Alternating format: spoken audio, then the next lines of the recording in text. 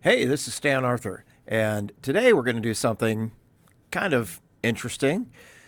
A young man by the name of Jose sent me a couple of clips from cameras that were set side by side but swiveled slightly left and right. Um, and then he walked across the scene, crossing from left to right, and then wanted to stitch those two together to create what you see on my screen here, more of a uh, panoramic view, cinemascopic view. um, Unfortunately, when you set two cameras side by side and swivel them left and right, you're going to get a terrible problem with parallax. That is, from the left to the right, the parallax. The farther an object is away from the lens, the well, you'll see what I mean. It just there's no way to line these things up in that type of situation. Probably would have been a better idea to set the cameras up pointing exactly the same direction, maybe, but set the cameras up about maybe 10 feet apart and then try to cobble something together. I don't know. I've never tried it, um, and don't think I will. But anyway, I thought I'd give this a shot to see what happened. And this is what we end up with right here, which is about the best I can do with this. You see when it crosses over between the two shots here, you can see there's a problem with the legs matching up. Um, and of course, you see in the background, uh, you see that these things don't. These cars are doubled. This whole thing is the tree is doubled. This house is doubled. It just doesn't work out. Um, and I tried a bunch of different ways of doing this, and just for fun, because I had the time, so I just went for it. But let me show you what I ended up doing to at least make this work. You'll see this is a nested comp. The original comp looks like this, and then I nested it and cropped it to give it this look here. All right, I'll show you how I did this. Let's just start from scratch in the program, or I'm sorry, in the project panel. I'm going to take this clip and drop it into a new sequence. Now you'll see that he walks out first. I cut that out because I figured this is not something he wanted in there. He runs out first, and then he eventually walks across the screen. I see there's a couple of markers left on this clip. I'm going to take them out. The way you do that is just if you double click on the clip, then you can put it in the source panel. Then you can right click on that and you can clear all markers, and that's what I want to do.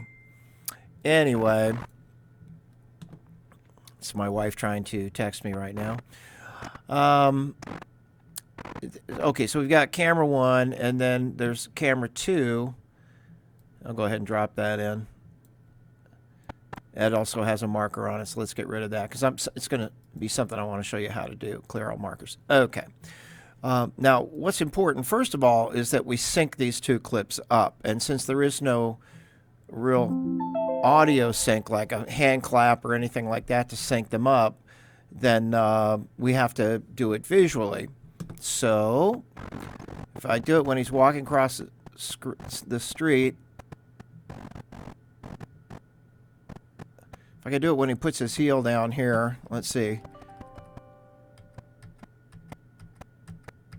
There, that's where his heel touches. So I'm going to put a marker right there just by pressing the M key.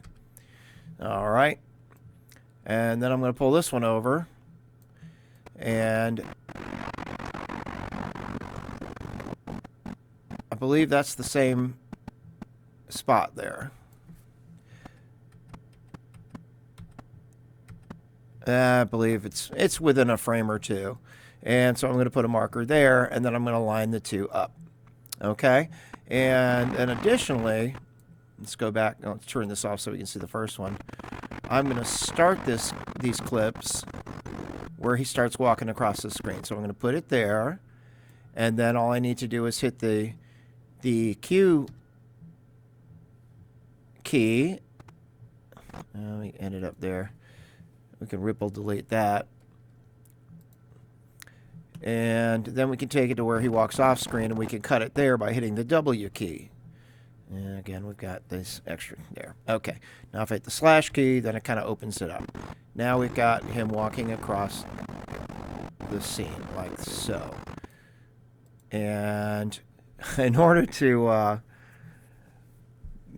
pull this off, the first thing I'm going to do is I'm going to reduce each clip size down to 50%.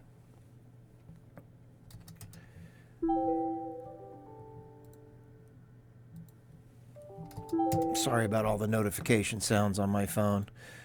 And let's take the first one and move it off to the right. Off to the left. And take this one, move it off to the right. And we can see here what's going to happen pretty much.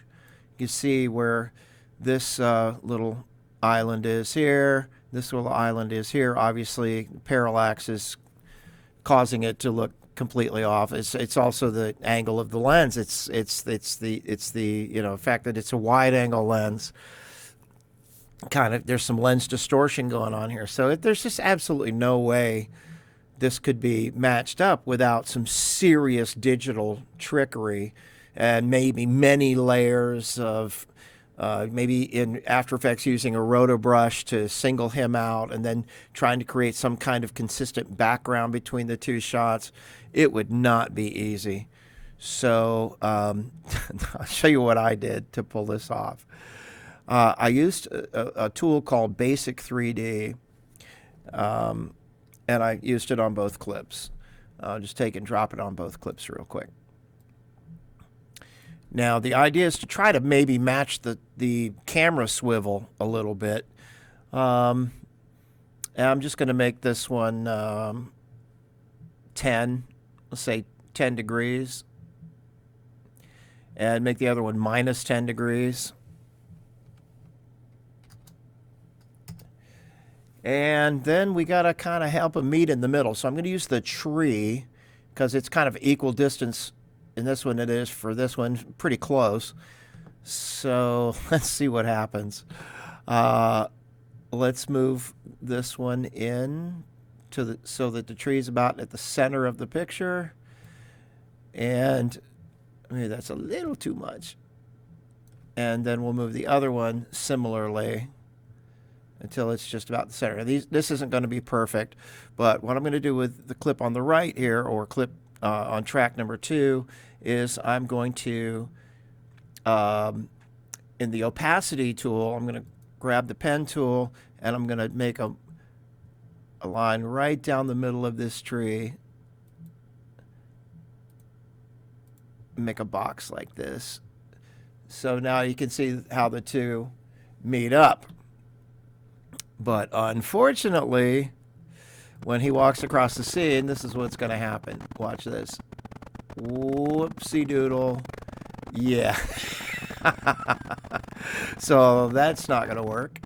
Now, I guess I could, something I didn't think of before when I did the other one.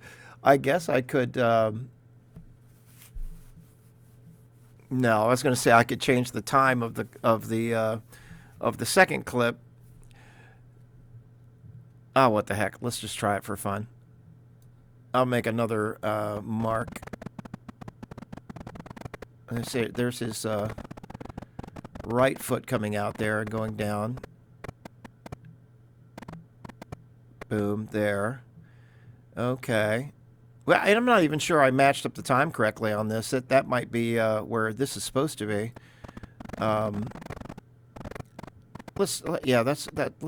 Let's explore that a little bit, because that could be off as well. Just for fun, I'm gonna put a marker there as well, because it could be these things are supposed to be aligned up here. And then it would become, yeah, I'm sure that's correct. So I'm going to go ahead and change this. So initially we didn't have them lined up correctly. Now we do. Okay, so, wow, we still have a problem though. We still have a problem. And the right foot is coming down. Okay, so if we want to line him up, then we have to adjust this backwards so that and it has to I think it has to come down a little bit as well. And if on track number 2 we use a little bit of feathering on the mask,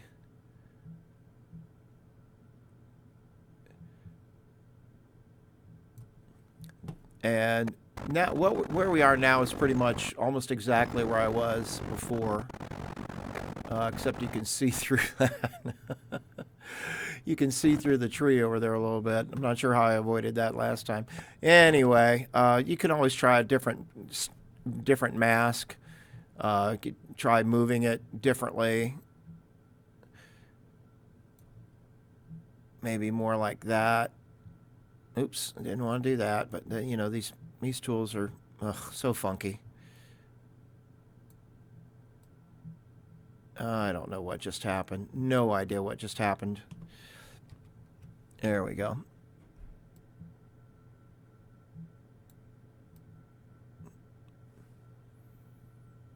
Well, there's going to be issues either way. So anyway, that's what I came up with. And then just a little trick to put it in another sequence and crop it. Just going back to the project panel, and I'm going to take the new one, except they all have the same name, don't they? I'm going to take the new one we just created. Oh, now I could, of course, change this, but I'm lazy. I'm not going to do it. I could change the name of these to keep track of it, but we're almost done here. So I'm just going to take this and drop it into a new sequence by dropping into the new item icon. Okay, now it looks like this, but now we can take it and it's off center. We can take it and with the effects controls, and we can scale it up. I'm going to go a little far and then bump it over. That's about right. And then over here in the effects panel, I'm just going to type crop. I'm going to take the crop tool, drop it on there, and then do it from the top. And do it from the bottom. Until we get it just about right. There we go.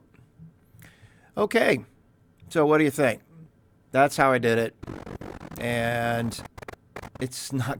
This one's not quite as good as the first one I did, but I think I took a little bit more time on that one. And of course, you mess around with it, and you can get it pretty good. But he's walking. Also made it too short. So let's go ahead and fix that real quick.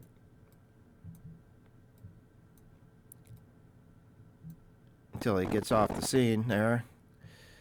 Hello. Okay. And W will shorten that up. Now we can go back to this one and we can lengthen it out. Okay, now he's going up. He's going side to side. How about that? Okay, that's it. So Jose, I know it's probably not what you wanted, but it's what you get. Maybe you could try try setting the cameras apart, pointed the same direction. I'm not sure what it is you're trying to accomplish, but maybe you're just having fun. That's fine too. Anyway, I hope you enjoyed this, and this is Stan Arthur. If you like my tutorial, don't forget to like and subscribe. See you next time.